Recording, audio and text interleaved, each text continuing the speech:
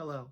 Welcome to another episode of Noticing Jesus. And this week I wanted to tell you about how a cup of coffee can remind me of Jesus.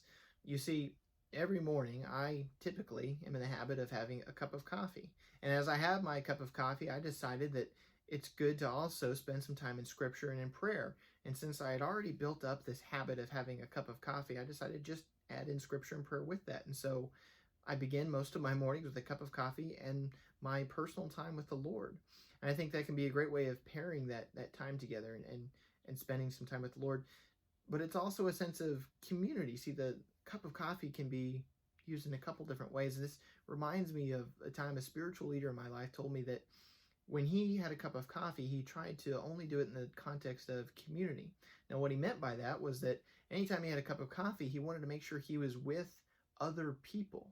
And so he would often either have a cup of coffee for his quiet time and spend it with the Lord, or he'd have a cup of coffee with another person, spend time with them, talking with them, visiting with them, getting to know that person, sharing their lives with that person, right? See, coffee or any cup of drink, really, I mean, you can use orange juice or tea. Maybe since we're in Texas, we're Dr. Pepper fans, a lot of us. And so have you ever thought about having a cup of coffee or soda even with another person, just sharing that time with them? I mean, that can be a great way to fellowship with them and have community with them. You see, I think in Scripture, the cup was often some kind of metaphor for fellowship, right? I mean, if we take a look at even the Lord's Supper, Jesus passing around this cup and all of the disciples kind of being united by this symbol, this cup, his cup being passed around, right?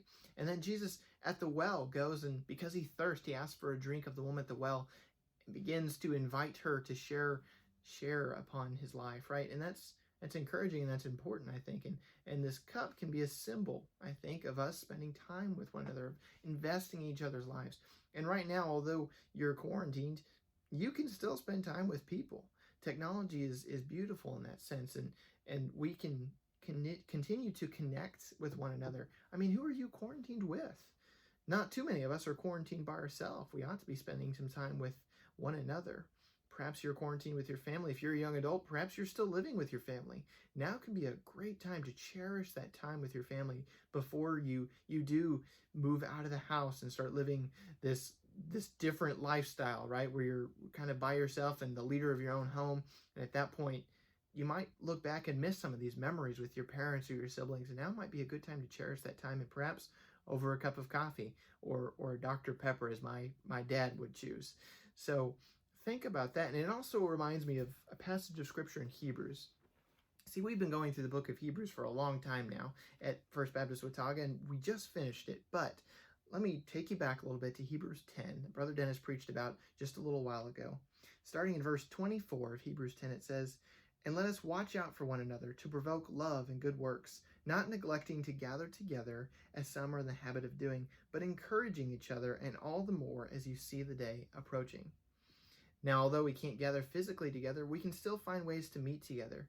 Just this last week, I had two different times where I was able to fix myself a cup of coffee and then meet via Zoom or FaceTime with a good couple friends of mine, and we would just have our own little virtual coffee date.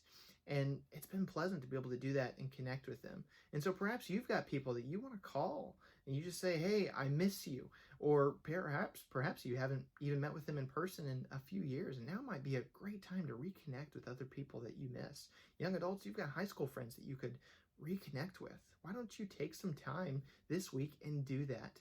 Fix yourself a cup of coffee or tea, or even just get a cup of water. Anytime you take a drink of something, think about how you could be spending time with the Lord or with people. And that could be a great beneficial way of spending our time right now. So I hope you found this encouraging. I certainly was encouraged by this passage and about this concept this week. And so I hope you're encouraged, and I hope you have a wonderful week.